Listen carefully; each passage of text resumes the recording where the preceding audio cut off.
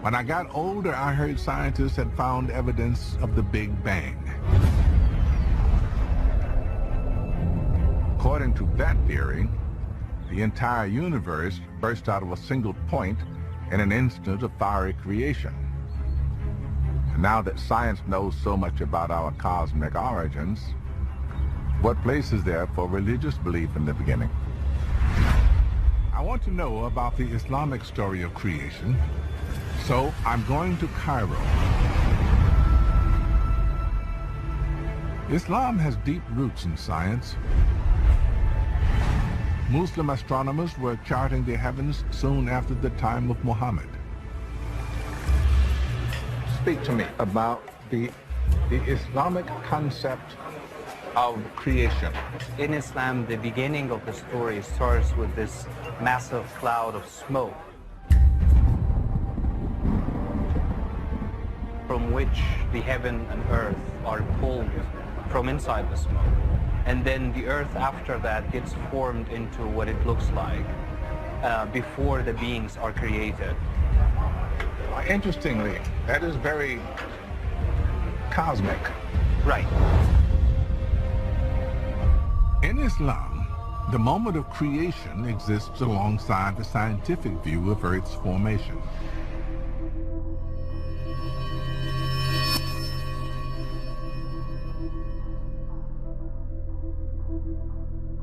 أَوَلَمْ يَرَى الَّذِينَ كَفَرُوا. This is, do not the unbelievers see? These atheists, these agnostics, the people who deny the existence of God, can't they see?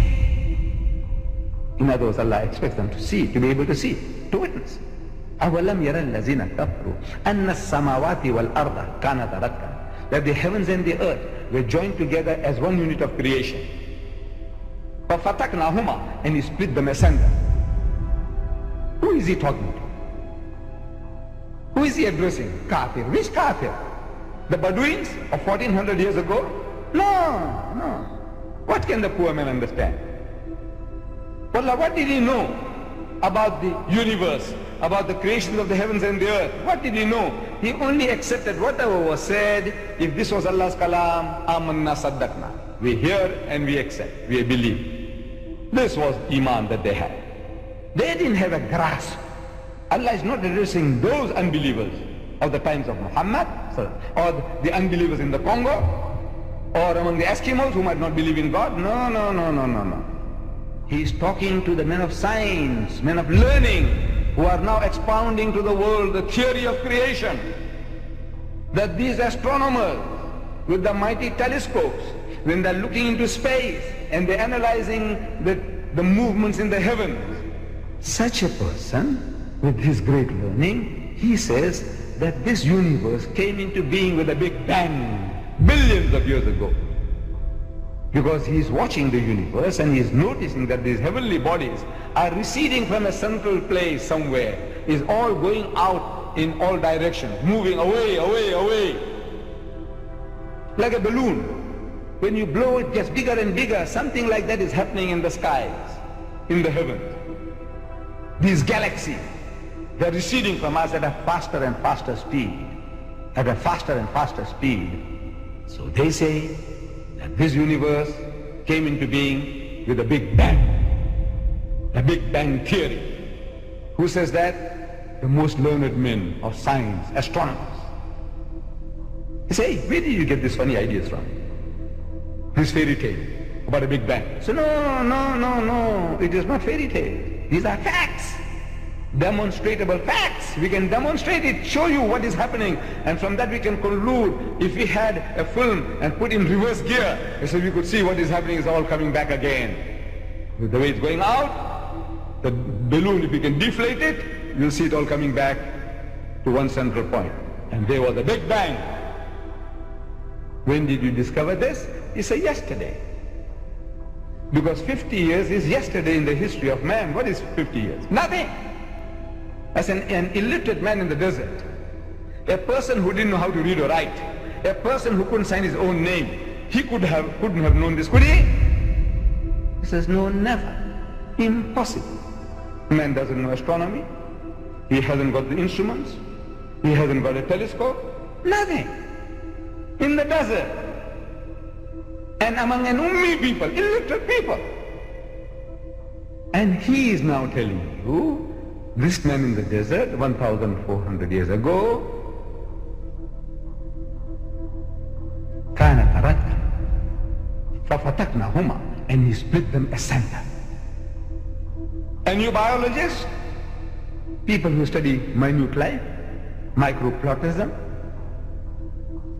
the amoeba, he says, you know, life originated in the sea, water. Without this water, no life. And they tell you, look, we look back in time, in space, they say, look, this is how life originated. There was a time when this earth was a molten mass. Nothing could have survived here, everything boiling, and over a period of billions of years, you know, the vapors went up and came down, and the vapors went up and came down and started cooling this earth. It took billions of years, and then started life, germ, plant life, and all these things started. At one time there was nothing, and then it started. Where did life come from? He says from the sea. Certain chemical action, the sun playing its part, and life started from there. When did you find this out? It's yesterday. Because 50 years is yesterday in the history of man. An illiterate man in the desert, he couldn't have known that, could he? He says, no, never. So, well, listen. So, وَجَعَلْنَا مِنَ الْمَاءِ كُلَّ شَيْءٍ حَيٍّ, and he has made from water every living thing.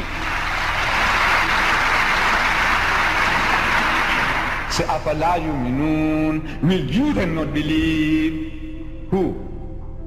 You, men of science, you, men of learning, you kafir, you atheist, you agnostic, why can't you believe? Then there's of course the famous ayah about the heavens and the earth, which is the Arabic expression for the universe, heavens and the earth. كَانَتَا رَتْقًا. The word ratqan in Arabic means something that is fused and inseparable. Fused and inseparable.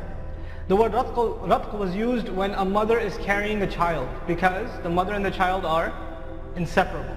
And when she would start delivering, the other word was used, fataqa. Fataqa is the time for her to start parting. Literally her body is parting up and she's parting from her child. So the ayah says the heavens and the earth used to be fused and inseparable, and then we caused them to come apart. Meaning there was the universe in its original form was a fused, united body, some sort of matter, and then it became and spread out, and then the words used later on, it spread out far and wide.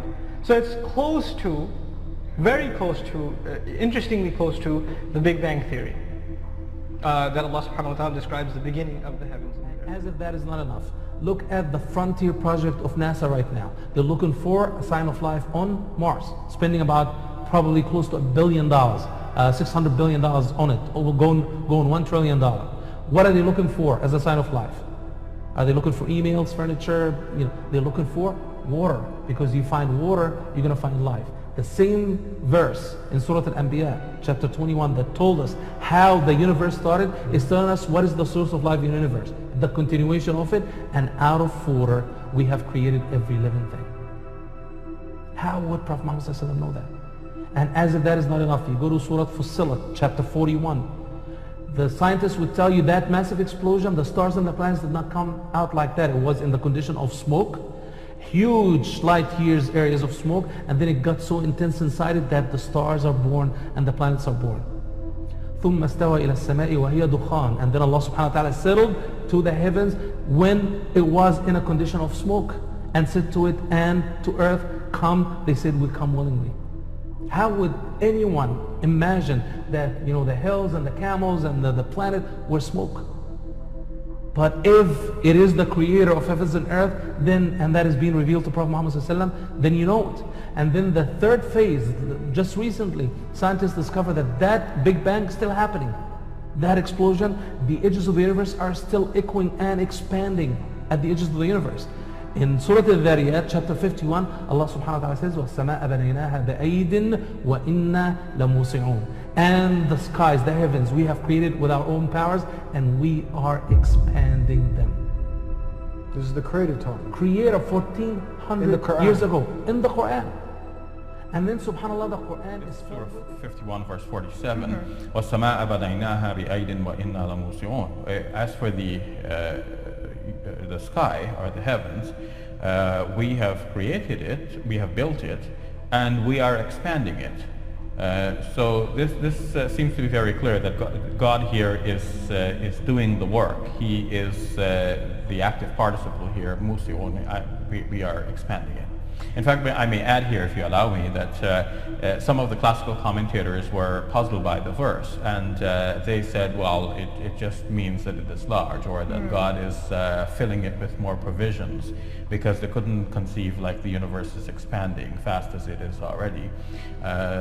So they avoided the obvious meaning, but as Maurice Bucaille has shown in his book, The Bible, Quran and Science, that is the literal meaning, and that literal meaning actually makes sense to us today, because we know today that the universe is expanding. Since the 1920s, this was discovered, and it became a firm theory and since 1964 with the discovery of cosmic microwave background radiation, because that proved once and for all that the universe is in fact expanding from a Big Bang origin that occurred some maybe 14 billion years ago.